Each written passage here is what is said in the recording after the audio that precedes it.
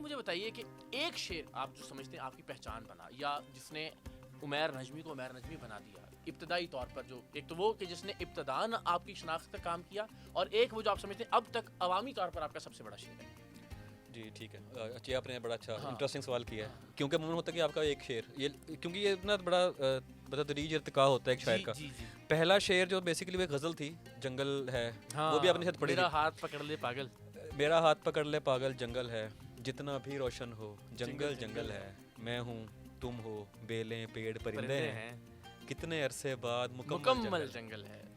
तो ये वाली जो गज़ल थी, ये एक इंडियन शायर थे। अब मैं वही का बात जहाँ क्रेडिट ड्यू हो, इमरान प्रतापगढ़ी नाम भी ले लेता हूँ मैं, क्योंकि उन्होंने भी तब लिया था अपने, उन्होंने यूट्यूब एक पॉडकास्ट तो नहीं, तब ऐसे लाइव आते थे सेशन जैसे होते हैं, लाइव बैठे बैठे उन्होंने गा कर पढ़ी है तरन्नुम में, वो वायरल हुई इंडिया में। उन्होंने नाम लिया था पहले कि ये पाकिस्तान से नए शायर हैं, नौजवान। वायरल हुआ हिस्सा वो काट के सिर्फ उनका वो मशहूर भी होगा कि ये उनकी शायद गज़ल है, लेकिन उन्होंने जहाँ जहाँ ये पढ़ा उन्होंने बाकायदा उसको क्रेडिट दिया। तो फिर उसके बाद मुझे फेसबुक पे आना शुरू हो गई, ये मैं बात करूँ 14-15 की पुरानी, 10 साल 12 साल पहले की बात। तो तब मुझे आना शुरू हो गई ये गज़ल आपकी, मैंने कहा जी मैंने पोस्ट की हुई है फेसबुक पे। तो वो पहला था मेरा, जब कह लें आप शनाख्त आगाज़ हुआ।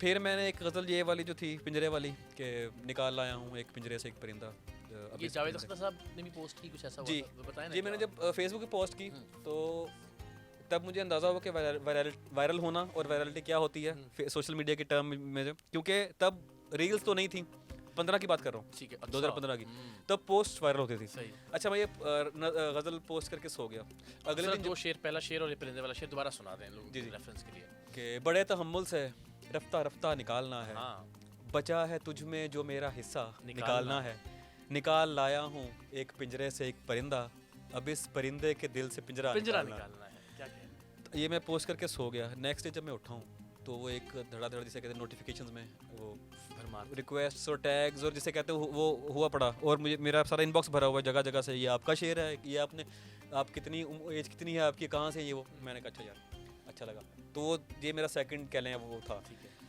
फिर उसके बाद एक दुबई में मुशायरा होता है 2019 में, अच्छा, जिसमें हम सारे जो आप नाम ले रहे हैं, अरिज़रियूम, हाफ़ी, मैं, इवन वसी शाह साहब थे उसमें, रहमान फारिस, ये सारे लोग थे। तो हमने वो ये मुशायरा पढ़ा, तो उसमें कुछ मेरे जो 2 अशार थे वो ज़्यादा हिट किए लोगों को, कि बरसों पुराना दोस्त मिला जैसे गैर हो जी, देखा रुका झिझक के कहा तुम उमैर हो। अब ये वाला जो शेर था ये काफ़ी लोगों ने फिर वो अपने जिसे कहते हैं ये वायरल हुआ, लोगों ने मुझसे जब मुझे मिलते थे ना, जो कोई भी फ़ैन या कोई आप तुम उमैर हो, मिलते ही ऐसे थे मेरे, इवन फैमिली वाले भी मुझसे ऐसे मिलना शुरू हो गए थे। तो मैंने कहा ठीक हो गया, ये मतलब चल पड़ा है।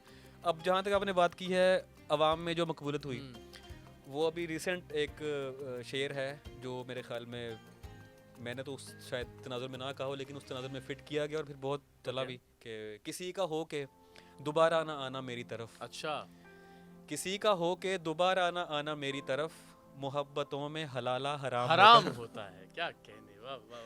तो मैंने ये शेर अभी बिल्कुल मेरे जहन से निकल गया, कमाल, इतनी बार इतनी हजार बार, जिस पे मेरा वसीम बादामी साहब का और 8-10 लोगों ने जो शेर आपका पढ़ा है, बिछड़ गए तो ये दिल तो ये आप कैसे आपके ख्याल में ये शेर, मुझे लगता है कि शायद आपका सबसे ज्यादा, ये बिल्कुल सॉरी, शुक्रिया कहिए आपका शुक्रिया। ये असल में हलाला हराम और उमैर के दरमियान वाला ये तो था ना, ये वाला बिल्कुल, तो वो था कि बिछड़ गए तो ये दिल उम्र भर लगेगा नहीं, लगेगा लगने लगा है मगर लगेगा नहीं। तो ये शेर था, नहीं लगेगा उसे देखकर मगर खुश है, मैं खुश नहीं हूँ मगर देखकर लगेगा नहीं। क्या कहने, वाह वाह, ये बिल्कुल ये शायर थे। उसके बाद ये और अगेन अगर आपको एक टॉप पोजीशन देनी हो, एक शेर सबसे ज्यादा आपके ख्याल में जो अवामी मकबूलियत जिसको हासिल हुई, वो कौन सा होगा? हलाला हराम होता है या बिछड़ गए तो निकाल लाया हूँ एक पिंजरे से, आपके ख्याल में वो टॉप पे और आपके दिल के करीब? एक तो है ना जिसको मकबूलियत मिल गई, और अक्सर ये होता है कि आपकी कोई ऐसी औलाद जिससे आपको खुद बहुत प्यार होता है लेकिन वैसे वो उस तरह से परफॉर्म नहीं कर रही होती, वो कौन सा शेर है? वैसे बहुत सारे, जैसे अभी गज़ल है तुम उमैर हो वाली, इसी में एक शेर है जो मेरा पर्सनल फेवरेट शेर है। अच्छा। लेकिन वो उसको ऐसे मुशायरों में शायद वो लोग कनेक्ट करने में बहुत मसला होता है, कि मिलते हैं मुश्किलों से यहाँ हम ख्याल लोग, मिलते हैं मुश्किलों से यहाँ हम ख्याल लोग, तेरे तमाम चाहने वालों की खैर हो। वाह वाह वाह वाह वाह, क्या बात है, रकीब से याद आ गई। याद आ गई ना, क्या कहने। तो अब ये शेर मैं मुझे इस गज़ल में सबसे ज़्यादा पसंद ये शेर है। मैंने जब पहली बार ये रकीब से खैर पढ़ी होगी, लेकिन जब इसको वाक़अतन फील करके पढ़ा कि तुझ पे भी बरसा है उस बाम से महताब का नूर, तो आप यकीन कीजिए उस ज़माने में एक फ़्लाइट थी जिसमें मेरी टिकट थी और वो मैंने कैंसिल करवाई और वो जहाज़ गिर गया भोजा एयरलाइन का 2012 में। और उसके बाद मुझे एक फ़ोबिया हो गया जहाज़ में सफ़र करने का, और मजबूरी थी कि सफ़र करना भी पड़ता था, तो जहाज़ का सफ़र मुझे मेरे लिए जानलेवा होता था। ठीक है।